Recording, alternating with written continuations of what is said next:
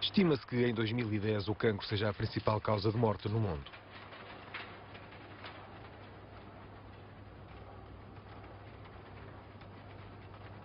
Ela não fumava. Comia 5 peças de fruta e vegetais diariamente. E os pais dela nunca tiveram cancro. Contudo, ela tinha a doença. A que se deveria o cancro dela? Ninguém sabia. Mas eu tinha muitas dúvidas.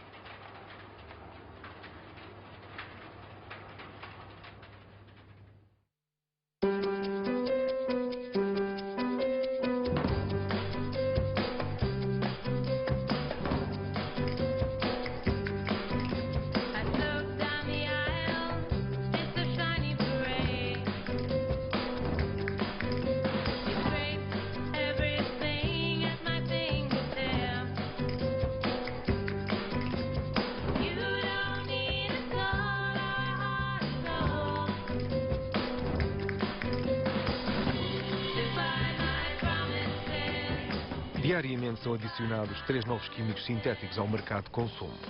Dos 100 mil químicos sintéticos de uso comercial intensivo, apenas 2% possuem perfis toxicológicos.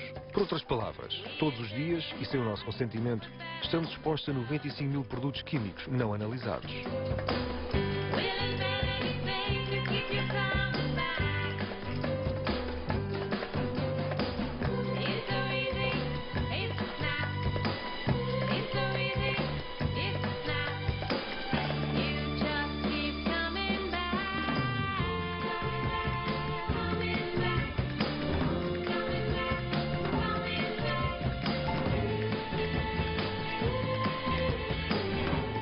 Quem são os líderes mundiais de produção de produtos químicos? Agora o novo produto chegou às prateleiras dos supermercados. Os alimentos geneticamente modificados. Quem está a desenvolver a maior parte dos alimentos geneticamente modificados? Apenas meia dúzia de estudos independentes foram realizados e foram detectados problemas de saúde, desde infertilidade a crescentes mutações. Estes alimentos podem provocar o cancro? Não sabemos, porque nunca se realizaram estudos a longo prazo. Mas não se preocupem, porque se alguém na vossa família tem cancro, há vários tratamentos disponíveis. Aqui estão as empresas que os fornecem.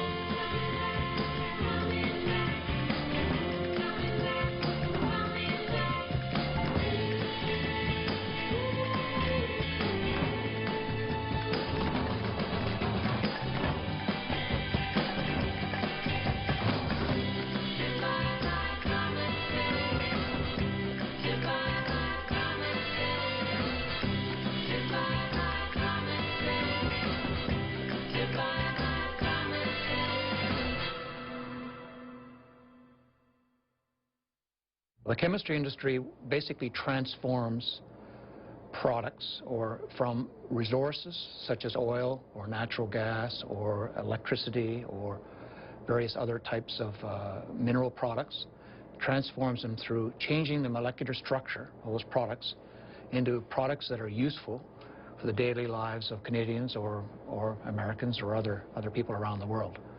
So if you start with a very basic material such as oil or natural gas, you change that molecular structure and you end up with plastic, or you end up with styrofoam that insulates houses, or you end up with filters that purify water, or you end up with chemicals that end up as part of drugs, or you end up with Kevlar vests. So chemistry is really the science of transforming products so that they become more valued, you add value, and useful to citizens of a country.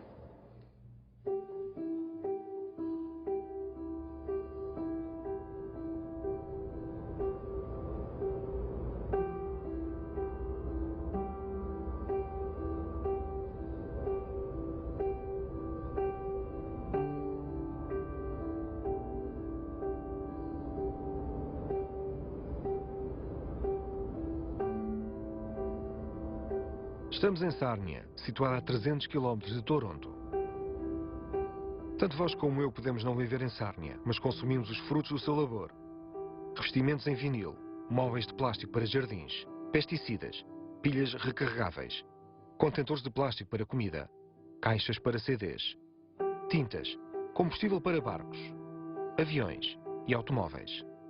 Para fabricar estes produtos são emitidos todos os anos mais de 5 milhões de quilogramas de produtos carcinogénios suspeitos e conhecidos, ou seja, produtos que podem provocar cancro.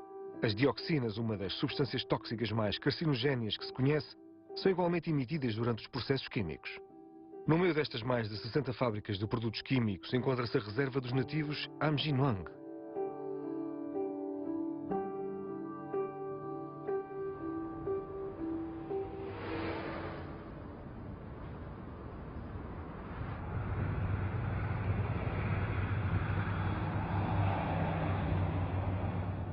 We're going to review the minutes from the last meeting, which was health issues. We were raising our concerns with respect to all the pollution that we've been experiencing. They didn't want to hear those concerns. They just didn't want to hear those concerns. So therefore, they cut the meeting off. Actually, that's how almost every one of our meetings with the government has been. I know when they had the same meeting for the industry workers, because they were trying to tell industry that they have to name all their chemicals to them, and they said they already do to the NPRI, but they only report, what is it, over 10,000 tons worth of chemicals that are released. And the industry was kind of upset because they didn't want to give away their trade secrets. To know this, and they say they do self-report, and they were talking about who's going to actually police them. Right now, you just let industry police themselves. You MOE are just sitting in your butts in your office waiting for them to report to you and tell you what's going on. And we shouldn't have that. That should not be allowed at all.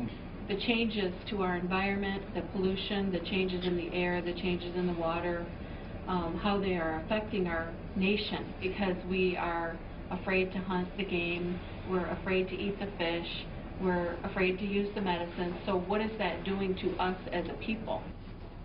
I am afraid of using the medicines around here. The women were told not to make teas with them. We were told not to smudge with them because we don't know what kind of toxic gases come out when it's being burnt and smudged. And you're inhaling it as well as the sweetgrass. You're inhaling it, so you don't know what kind of chemicals are being inhaled when you're using these medicines. No, I don't know. I think we've been guinea pigs for all these years, and noticing now they're seeing how many cancers are coming up and how Lambton County is above Ontario's rate of cancers, and now they're starting to look at it.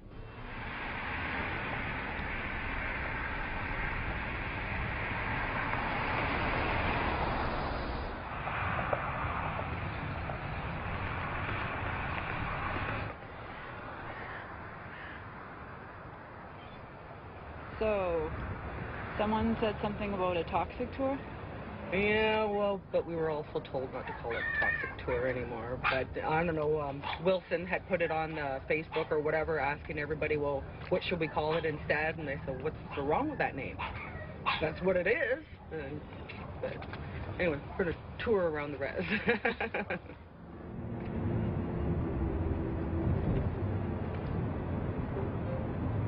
We actually sold them the land.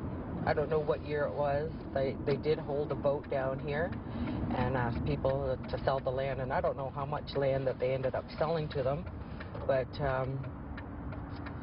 I've asked our elders, and they said that, yeah, they were told that there was going to be chemicals. And I said, well, what did they tell you about chemicals? That there'd be chemicals. And about it, they didn't really tell them a whole lot more. And then everybody at that time, I guess they must have been looking at, thinking of dollar signs, that they're going to get some money. And I don't know how much anybody's profited from it. When the kids ride their bikes into town and that, they say, like, if there's a mist, sometimes there's a mist and it burns. And then they have all these little walkways around here. They have them coming from Sarnia, and they want to put it through Chemical Valley. Why are you trying to kill everybody? Like, God, you want them to get out and exercise? Yeah, but then they're making them breathe harder, breathe all this crap in even more. But anyway, this is what was Nova, but it's called Enos now, and they had a benzene release. And at that time, the wind was heading into town, so they evacuated all the plants here. And then that was about 7:15 or something, and then around midnight it went back. The wind started heading towards us. Well, they didn't come knocking on no doors or nothing, but I called people, whoever I had phone numbers for, and I said, you know, shut your windows and listen to the radio because I don't know what's going on, but it is benzene, I know that. So they never did test, and then our people went to work, and they could smell something. Then they came in and tested. Oh yeah, it's too high of a level, you'll have to get out. So they evacuated the workers. I said, what about the people in the homes? What about our kids that were out there waiting for the bus? Like, oh my God.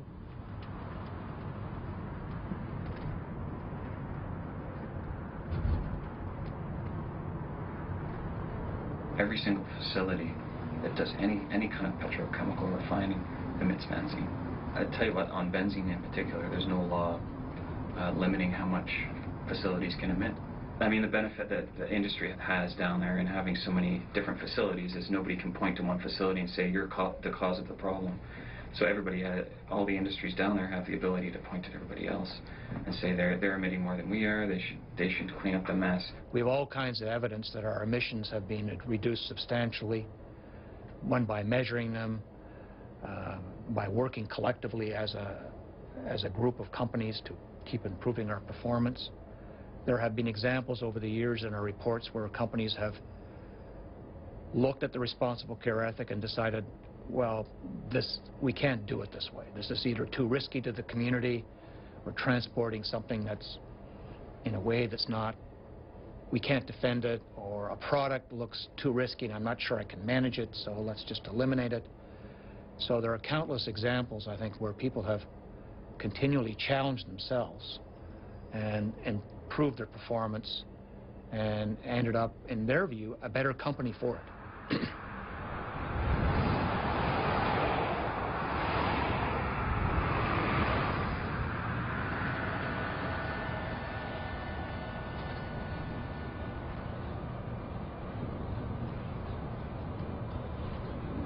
What we're finding out from the bucket sampling, because what we do is we take a sample and we ship it off to California, and then they test it to see what chemicals are in there and at what levels.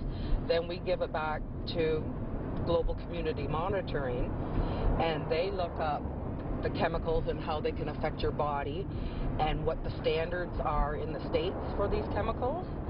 And then we turn around and hand it to the people here in Toronto, Eco-Justice, and then they look up the standards in Canada or Ontario or whatever, and they're finding that there is no standards for a lot of these chemicals here. So that's when they were showing us their slides and that, and they're showing all the chemicals that are produced and how they affect your body. And as I was looking at that, I was, oh my God, there's a whole bunch of people on the reserve that have these illnesses. Em 2004, ADA compilou estudo referente a 900 residentes a Mjinang. Nos adultos descobriu dores de cabeça fortes e crónicas, problemas respiratórios crónicos, problemas graves de pele, problemas neurológicos, infertilidade e abortos, defeitos de nascença, cancros e perdas de crianças devido à doença. Nas crianças, descobriu dores de cabeça fortes e crónicas, problemas respiratórios crónicos, problemas neurológicos, problemas de desenvolvimento, graves problemas de pele, artrites, defeitos de nascença, doenças dos rins e da bexiga e cancros. What are your thoughts on the relationship between health and the petrochemical industry? I'm not so sure what the relationship is. We do know, again, we have some legacy issues, and, mesothelioma is an issue related to the use of asbestos in industry. And, that's well documented, that's well understood, and we know that there is this legacy issue out there. It's unfortunate. We have empathy for those individuals who suffer from mesothelioma, but we do know there's a legacy issue there. With respect to other health issues, I think there's been a lot of inferences made about the connection between health and potential emissions coming from the petrochemical industry. This is one of the reasons why we and many others in the community, major players in the community, are advocating for a comprehensive health study, a scientifically rigorous, peer-reviewed health study. A little bit of something all by itself to you or me might not be a big deal, but little things add up over a lifetime. Think about your lungs. Your lungs, if you took them out of your chest, are as large as a tennis court. As large as a tennis court. 1 part per million, a drop of water in a swimming pool.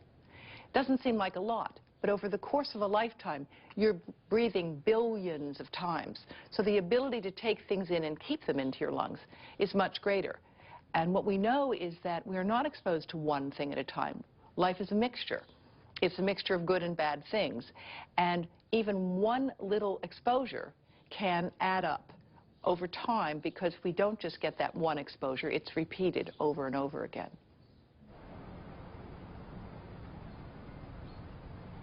In Sarnia, it's not if you're going to get cancer, it's when. It's sort of a double-edged sword. I mean, we wouldn't be standing here today without plastic.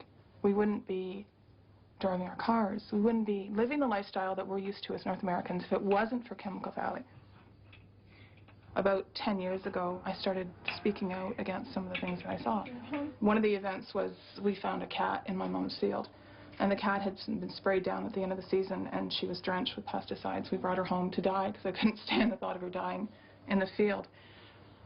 We managed to save her life, but she has ongoing neurological problems. She has seizures and tremors, and if she's around any pesticides now or any type of a harsh chemical, she has seizures. And I started thinking, if it's happening to cats, what is it doing to us? So then I started looking at cosmetic pesticides and the science behind that. I have a master's degree in science, so reading this stuff became very, well, there's the kitty now. It became very entrenching in my life to learn what actually happens to chemicals when they hit our body. So, and then with my husband working in Chemical Valley, it was even more interesting learning about the stuff that happened there. And then my mom got the first of her 3 cancers. And then she got the second. And then I got cancer, and then she got the 3rd. And this is your son? Yeah, this is Ben. This is our little miracle guy. We were pretty grateful to have one, but it's kind of scary when you spend your whole youth avoiding having children, and then when you want to have them, it's difficult. He was actually an anomaly. He was a twin, and the twin died early on, and I guess that's occurring quite often now as well, where the unviable twin self-aborts, and the one that can survive, survives. I was pregnant when I knew that I had cancer, and they discovered it after he was born. I don't drink, I don't smoke, I don't do anything bizarre, and yet I got cancer. And how does someone like me get cancer? You know, that doesn't even make statistical sense.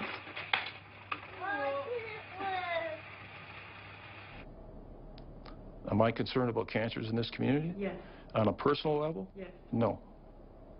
And, that's got nothing to do with my job here or anything else. Regrettably, in our society, there's all kinds of potentials for different exposures, lifestyle issues and genetics all have to be factored in. I mean, clearly I have had relatives who have, terrible diseases. What that relationship is, I couldn't tell you. And again, but I don't have a concern living in the city of Sarnia related to the kinds of things that you're talking about. We know that the levels of contamination there are among the highest ever recorded for asbestos, for benzene, for dioxins. So why are we doing this? I mean, it's supposed to be illegal to experiment on people without their permission. That's the Nuremberg Protocols. Sarnia is violating the Nuremberg Protocols.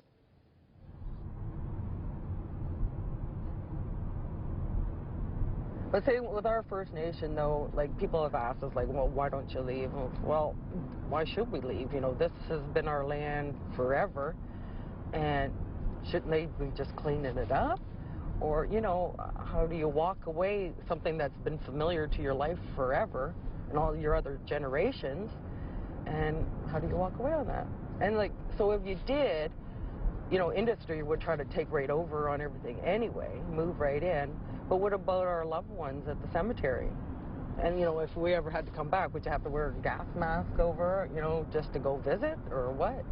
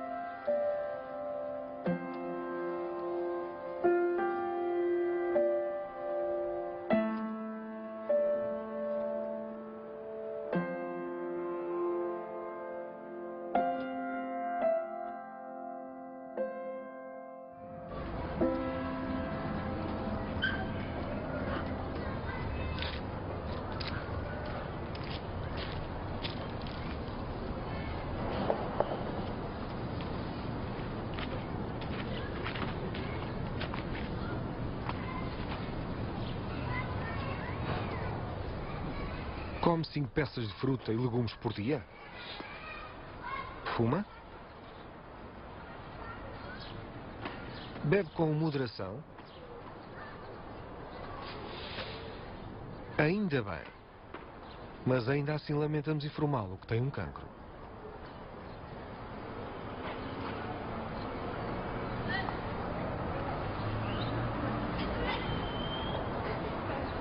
How did this happen? Os carcinogénios são produzidos de diversas formas. Durante os processos de fabrico, estão contidos os próprios produtos e são libertados durante o uso, ou são emitidos quando se compõem lentamente em aterros, ou quando incinerados. Como não são necessários estudos de impacto na saúde para o licenciamento de produtos químicos, estamos agora expostos aos carcinogénios na comida, em produtos de higiene pessoal, cosméticos, produtos de limpeza, materiais de construção, vestuário, material eletrónico e centenas de outros produtos de consumo. Depois dos carcinogénios penetrarem no nosso corpo através de inalação, de ingestão ou da pele, podem por vezes acumular-se no corpo durante 10 anos. Na esperança de se afastar de instalações petroquímicas, de incineradores e de centrais nucleares, o nosso corredor decidiu refugiar-se num parque natural. O que o nosso corredor não sabe, contudo, é que os carcinogénios se movem, viajam com o vento e com as correntes de ar. Flutuam pelos rios até aos lagos e aos oceanos. Caem em solos agrícolas onde se cultiva a nossa comida. Por exemplo, as dioxinas produzidas na América podem ser encontradas no Ártico. E o mercúrio de centrais energéticas chinesas pode ser encontrado em altas concentrações nas montanhas rochosas. Um estudo de 6 anos da Administração Federal Americana chamado Projeto de Reconhecimento de Contaminação Aérea Ocidental detectou níveis elevados de contaminação em 20 parques naturais do país. Em 8 desses parques, a contaminação excedia os níveis máximos de tolerância para o consumo humano.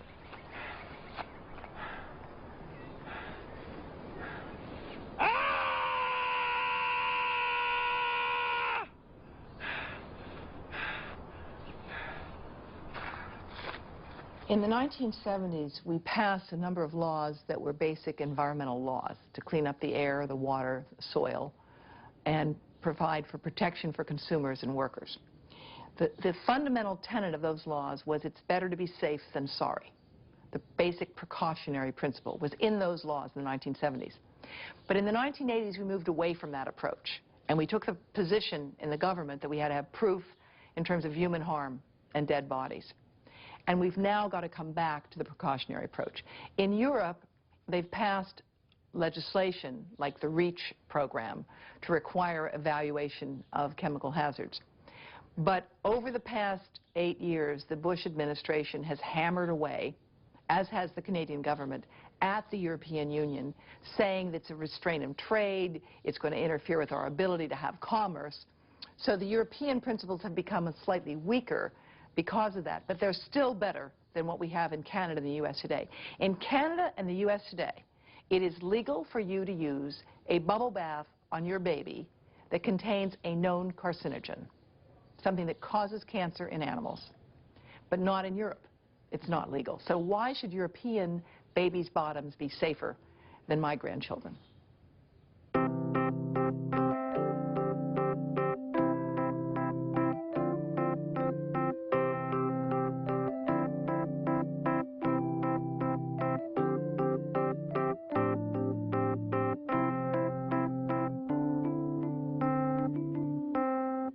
Midland, no Michigan, alberga a sede mundial da Dow Chemical. Enquanto a DuPont, a BASF, a Bayer, a Monsanto e a ICI, pertence hoje em dia à ExxonMobil, são responsáveis pela libertação de dioxinas, julga-se que a Dow Chemical seja a principal fonte de dioxinas. Julga-se igualmente que a Dow seja a maior produtora de cloro, uma das principais fontes de dioxinas, e uma das principais produtoras de matérias-primas para o fabrico de plásticos PVC, cujo ciclo de vida está associado à produção de mais dioxinas do que qualquer outro produto fabricado pelo homem. Por causa destes modernos processos de fabrico, em 1987 as dioxinas estavam presentes em tudo, desde fraldas a filtros de café e a tampões. Em 2013 a Dow publicou uma carta aberta dirigida aos residentes de Midland, afirmando que as dioxinas são uma substância que ocorre naturalmente. Contudo, a carta omitiu alguns detalhes importantes. Enquanto os fogos florestais e os vulcões produzem de facto dioxinas, não são dioxinas semelhantes às que são produzidas durante os processos químicos. As dioxinas produzidas pelo homem excedem as produzidas pela natureza na proporção de 100 para 1. A carta esqueceu-se igualmente de mencionar que o primeiro estudo de toxinas efetuado pela Agência de Proteção Ambiental americana estimou que as pessoas sofrerão do maior número de cancros provocados por dioxinas do que qualquer outro agente químico do mundo.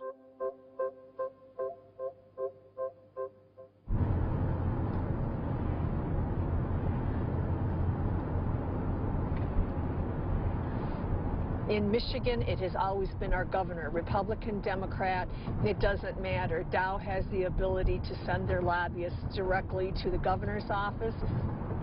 During the Blanchard administration, 2 governors ago,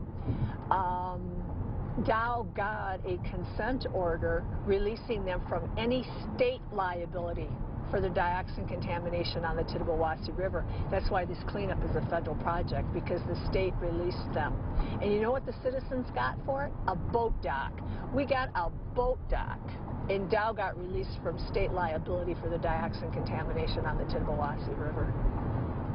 And that was just pulling political strings. Important fishing information. Fish consumption advisory for the Tittabawassee River from Midland to Saginaw are in effect because of dioxins and PCBs.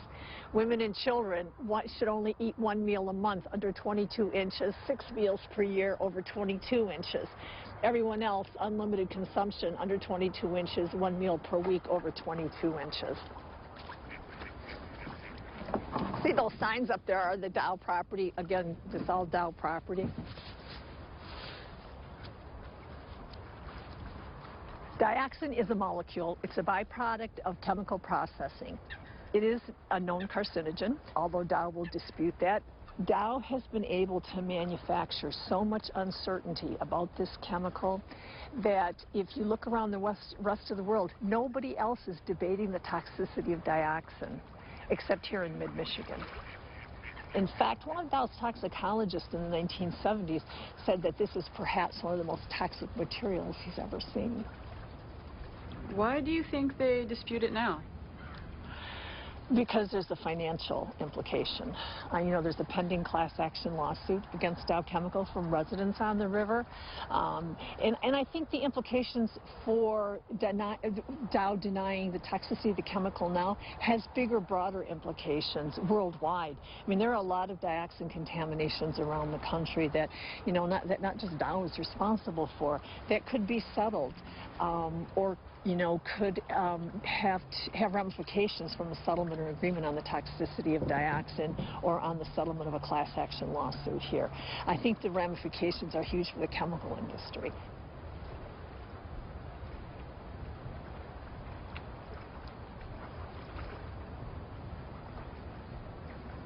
In the 80s, we became involved with dioxins. The Department of Chemistry asked if we had some breast milk for them.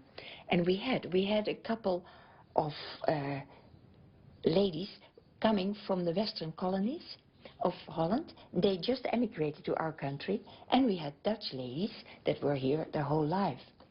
So we provided him with some leftovers, and then he came back to me and he said, it's so peculiar, because I find quite high levels in the Dutch mothers that has lived here their whole life, but I don't find anything in the ones coming from your western colonies, from the Suriname colonies. That's completely clean. And I said, well, that can be because they have never lived in a situation of where there was no petrochemical industry. So these chemicals are highly persistent, and they are in your fat, and during the night when most of your breast milk is made, it comes out of your fat and is then together with the pollutants are used and comes into the milk of the baby. For politicians, they don't like long-term studies, but actually scientifically that's very important, of course. That's actually the heart of the matter. Yeah, it's what's happening prenatally and what is going on then. And the first 9 months of your life are probably the most important. And unfortunately, many people that are in high positions still thinks that it's only from birth. So after the 9, that it is important. They don't think about those 9 months before. But it's the most important period of your life, because then the set points are set for your later life. And that's also what concerns me about the dioxins, because then they have their influences, their endocrine disrupting effects during these early days. We've got about 30,000 genes in our body. The majority of those are there to control development. We use actually a minority of the genes on a daily basis as adults. So these other genes that control development come out, they're unwound, they're used during development, then they're packed up and put away until the next generation. Now the way they control development is by using chemical signals. They're called second messengers, and hormones are an example. Hormones work in the body in very low concentrations, parts per trillion, low parts per trillion. And if you can disrupt the way in which those signals are transmitted to the developing fetus, you can produce changes in the way the fetus is put together.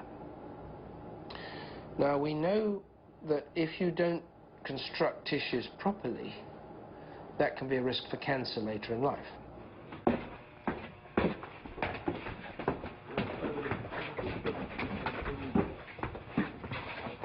Library.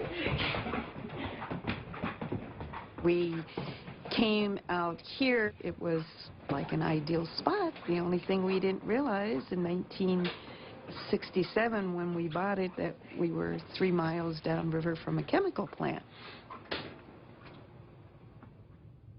I have 5 children, and 3 of them have immune disorders, and they used to play down there a lot. We had a boat, and they used to row the boat. I used to tie it to the trees, and then they would row all around there. And when they came in, I would always make sure that they immediately took all the clothes off and we washed them, and that they would take a shower right away. But I know that they played in the dirt down there because they were young kids, and children do play in the dirt. And they rode bicycles and motorcycles down there, and they churn up dust and dirt. And my husband, when he was diagnosed with colon cancer, my sister-in-law, when I called her to tell her, she said, oh no, I would expect diabetes or heart disease, not cancer. We don't have any cancer in the family. And he actually got into a pilot study that the health department in Michigan was doing, and they came out and took his dioxin levels on the Thursday before he died, and he was really pretty weak. But he said that he would do anything if it would help prove that, you know, there were problems with living here and the chemical contamination in the area. He had a high level of different dioxin contaminants in his blood, high for his age level, like in the 95th percentile. My husband died at 70. His uncles lived to be in their 90s. And as I said, he wasn't sick. So, you know, you say, well, 70, that's a good life. But if there were 20 more years, that I would have liked to have had the 20 years. I need to get Kleenex. I'm sorry. I just say all my stoic genes left me. And my husband died. So I'm not as stoic as I used to be.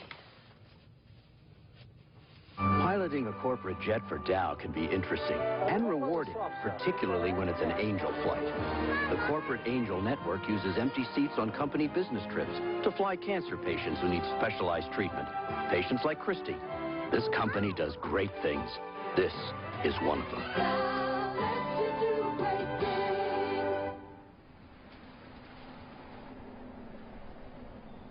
Adão recusou qualquer entrevista para este programa. Se tivéssemos a oportunidade, tínhamos curiosidade em saber qual seria o nível de dioxinas desta menina.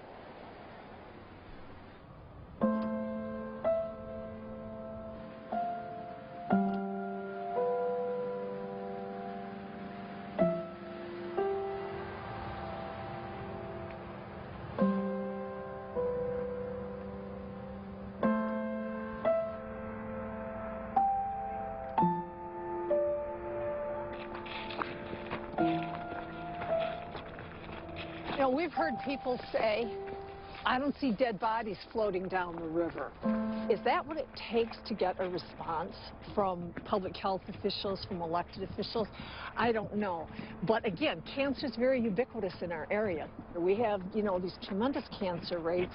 And is dioxin responsible for all of it? No. Part of it? Oh, probably. But we have PCBs. We have many, many other contaminants out there in our environment that could be responsible for this. The dioxin is just a part of it. You know, October is Breast Cancer Awareness Month, and as a healthcare professional, I mean, I'm painfully aware of it. Everybody's walking around with their pink ribbons on, and good. Run for a cure, walk for a cure, but could somebody just stop, turn around, look back, and look for a cause? Look for a cause. Why are, you know, so many women developing breast cancer, and more at younger and younger ages? And, you know, and I think part of it is that it's easy to be hopeful and to work to look for a cure. But when you have to turn around and look for a cause, then you start ascribing blame. You start attaching identifiers to industry, to individuals in boardrooms or whatever. That becomes very difficult for people to do. It's too controversial. It's too adversarial. Those are things people don't always want to do. Yeah. 100% of cancers are genetically determined, which means that for this cell to become cancerous, need to have a genetic change in its genome, okay? It doesn't mean that 100% of cancers are hereditary, completely different story. So even though 100% of cancers are genetically determined, only 5 to 10% of cancers are hereditary. The importance of knowing this is that a lot of people, they say, oh my God, I have nobody with cancer in my family, therefore I'm protected. False. Because 90 to 95% of cancers occur among people without family history of cancer. There was a paper produced in the year 2000 in Sweden where they looked at 45,000 pairs of twins. This is the kind of classical thing. They tried to see what the influence of genetics was on the occurrence of certain cancers. And they found it was very low. It was like 15% or less. So that means the rest of it is down to the environment. Childhood cancer has increased 30% in the past 2 decades. Testicular cancer, a cancer of young men, has increased 50% in every industrial country. Now that's not because of aging. And we are seeing an increase in cancer in the elderly adjusted for the fact that there are more of them. Yes, we have more cancer because we're living longer and there are more older people, but that does not explain all of the increase in cancer that we're seeing today. A Fundação Ramanzini é a única instituição do mundo que efetua estudos sobre o potencial carcinogéneo de substâncias químicas ao longo do ciclo de vida completo de roedores. A Fundação é igualmente a única entidade que efetua exames patológicos a todos os órgãos de todos os roedores sujeitos a teste. Estudos de longa duração como este podem custar cerca de $1 milhão. Não são obrigatórios para as empresas que pretendam obter licenças para novos sintéticos químicos, medicamentos ou alimentos geneticamente modificados. Our 2005 study on aspartame, the artificial sweetener, involved 1,800 rodents. Previous experiments on aspartame had group or 40 rodents per group. And so when we came in and did 150 rodents per sex per group, is very important results. As a rule, the US NTP sacrifices their rodents after 2 years of life. So their experiments usually take 110 weeks. That's considered the gold standard of bioassays. Whereas our experiments are lifespan, and rather than interrupt the experiment and sacrificing the animals at 110 weeks, our rodents live out their natural lifespan. About 50% of what they have studied has proven to be carcinogenic, and about 50% of what we have studied. There is data that shows that we actually only have scientific information, hard data, on about 2% of all known chemical substances. So it is a huge discrepancy between what we know and what we don't know. Unfortunately, we as citizens tend to confuse the absence of evidence with the absence of risk. But if an agent has not been adequately studied, adequately, and I would add independently studied, it does not mean that it is safe. The tentative of industry is always to procrastinate the adjournment of regulation about chemical agent, chemical compounds. You know, industry used to do their own work, and it is understandable. What is not understandable, it is when scientists doesn't do the right work.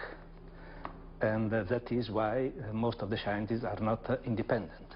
They are sponsored by industry, and most of the time they don't claim the conflict of interest. Our institute is working independently because it's supported by government, local and national.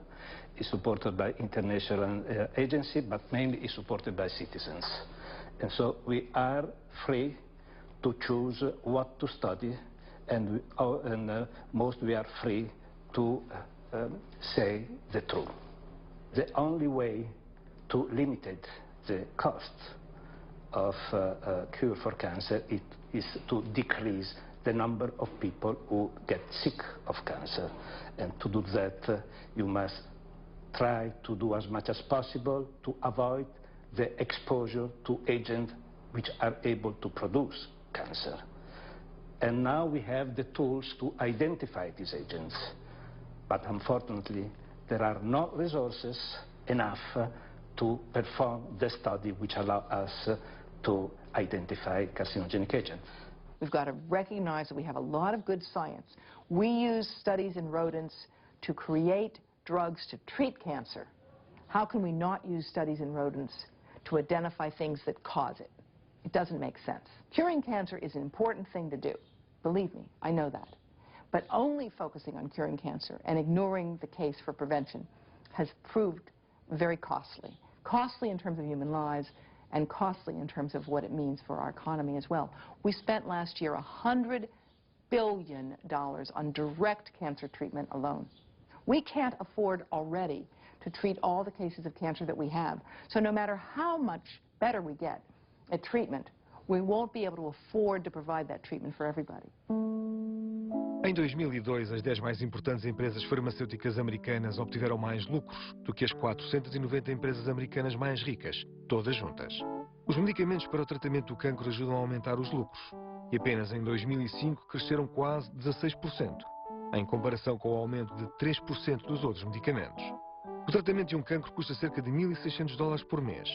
A indústria farmacêutica gasta cerca de 14% do seu orçamento em pesquisas e desenvolvimento e cerca de 31% em marketing e administração. De facto, há mais membros de grupos de pressão em Washington do que deputados no Congresso.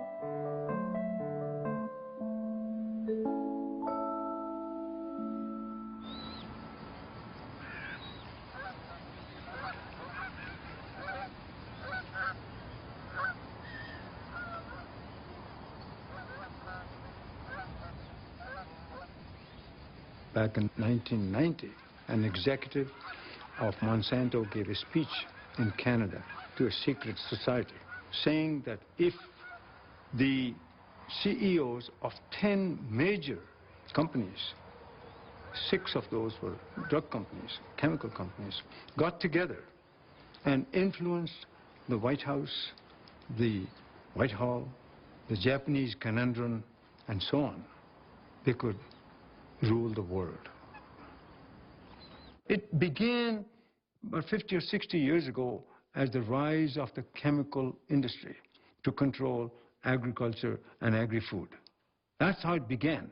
On the one hand, they're contaminating people's food, and then they do damage. Then they come back with drugs to treat them with. The Food and Drugs Act in the United States and the Food and Drugs Act in Canada are not being abided by. This is a very serious problem. This has been the fight that I have fought for now for the last 20 years in Canada, and together with my colleagues and my union and a lot of other people. And as a result of which, 3 of us ultimately were fired by Health Canada. 4 years they took to build up this case and ultimately fire us, and saying we should pass everything that America passes. And we're saying we cannot. We are a country. We're a sovereign country. We have a sovereign law. None of us refuse to conduct our work. If it's insubordination to pass drugs of questionable safety or harmful products, then, of course, we want to be insubordinate. If that's the way it is, let the Canadian government say then that this is what they're firing us for. The companies pressure to get us fired. This way, the longer they wait, the more time they get to continue doing what they're doing. They have got at least 10 years, it may take longer, to keep selling the same stuff and damaging the health of people to make profit on the backs of people's health. That was the insubordination.